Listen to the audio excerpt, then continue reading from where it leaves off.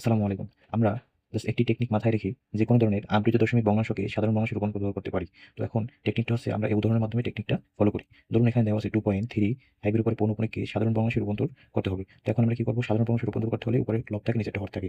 তো আমরা লবে কি কাজ করতে হবে? লবে কাজ করতে হবে সকল সংখ্যা, অর্থাৎ এখানে সকল সংখ্যা লিখতে হবে কিন্তু দশমিক এবং পৌনঃপুনিক বাদে। অর্থাৎ আমি সকল সংখ্যা লিখব 3, 2, 3, 5। তারপর হলে বিয়োগ চিহ্ন দিতে হবে। তারপর অনাবৃত। অনাবৃত অংশ হচ্ছে 2, 3 হচ্ছে অনাবৃত।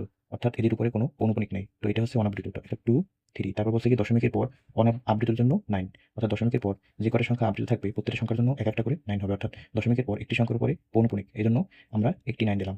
পরবর্তী অনাবৃত থাকবে যেগুলো প্রত্যেকটার জন্য শূন্য হবে এক একটা করে। তো এটা কিন্তু দশমিকের পর, অর্থাৎ দশমিকের পর এখানে দেখুন যে একটি মাত্র অনাবৃত আছে। তো এটা হচ্ছে একটি অনাবৃতর জন্য একটি শূন্য। তো জাস্ট এটা একটু ক্যালকুলেশন করলে 212 নিচে থেকে 90। জাস্ট অল্প সময়ের ভিতরে আমরা এরকম প্রশ্ন সমাধান করতে পারবো। এরকম আবৃত দশমিক ভগ্নাংশ থেকে সাধারণ ভগ্নাংশ। Thank you.